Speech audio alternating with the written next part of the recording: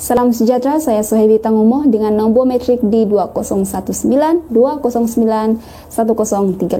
Saya merupakan pelajar semester 2 sesi 2019 dan 2020 dalam program Ijazah Sarjana Muda Pendidikan Sains Pertanian dengan Kepujian. Dalam video kali ini saya akan mengulas berkaitan dengan SDGs. Baiklah, mungkin Anda masih tertanya-tanya apakah itu SDGs. SDGs ini adalah Sustainable Development Goals ataupun lebih dikenali dalam bahasa Melayu Matlamat Pembangunan Lestari. SDGs ini merupakan satu kesinambungan daripada Matlamat Millennium Development yang telah berakhir pada Disember 2015. Dan setelah berakhirnya platform Millennium Development Goals ini, maka satu gagasan yang dikenali sebagai SDGs iaitu Sustainable Development Goals ini telah pun dilancarkan dan ditubuhkan atas persetujuan daripada ketua-ketua negara dan masyarakat antarabangsa pada 25 September 2015. Dalam penubuhan SDGs ini ianya mempunyai 17 matlamat yang telah digariskan seperti menamatkan jurang kemiskinan,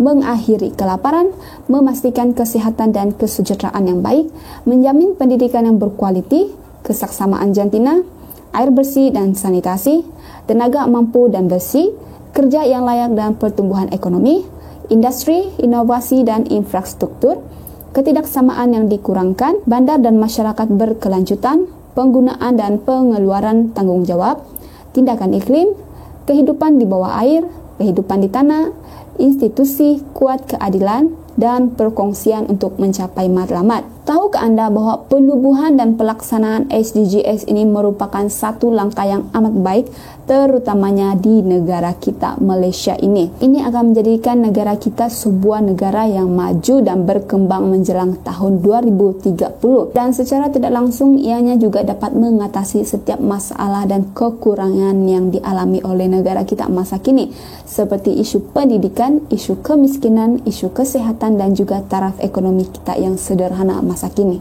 Antara satu matlamat yang akan dibincangkan daripada 17 matlamat ini ialah SDG yang keempat, yaitu menjamin pendidikan yang berkualiti. Tujuan daripada SDG 4 ini bertujuan agar semua generasi-generasi muda dapat memperolehi pendidikan yang wajib, berkualiti dan sama rata. Ini juga dapat membentuk hasil pembelajaran yang elektif dan relevan dalam sesebuah negara. Menurut statistik peringkat global pada 2017, bilangan generasi-generasi muda seperti kanak-kanak dan remaja yang berumur daripada 6 hingga 17 tahun telah mengalami keciciran daripada persekolahan sebanyak 262 juta ataupun 18% di seluruh dunia. Secara tidak langsung, ini juga akan dapat memperlahankan lagi perkembangan daripada segi ekonomi, kemajuan dan inovasi sesebuah negara. Secara amnya, pendidikan ini merupakan komponen yang amat penting untuk meningkatkan kemajuan dan pembangunan negara. Dan pendidikan ini juga merupakan satu asas utama dalam segala hal sebelum kita memulakan sesuatu perkara dan merupakan satu komponen yang penting dalam kehidupan kita.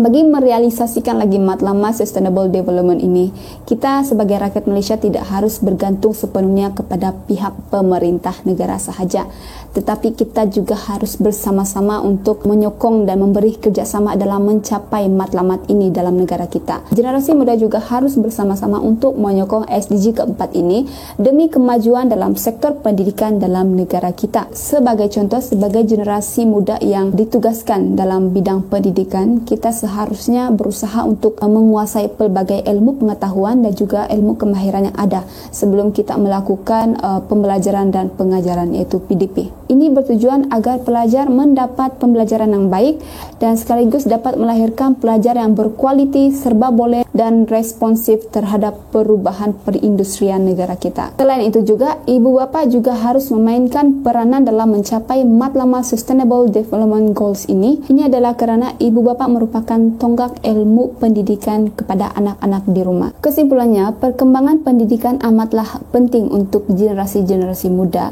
di negara kita Malaysia untuk lebih berkualiti selaras dengan matlamat yang telah digariskan dalam SDG keempat. Dan saya rasa itu sahaja perkongsian daripada saya berkaitan dengan SDGs ini, dan saya harap anda semua mendapat info dan serba sedikit maklumat berkaitan dengan SDGs ini. Oleh itu, marilah kita bersama-sama untuk melaksanakan dan mencapaikan hasrat SDG ini dalam negara kita. Terima kasih.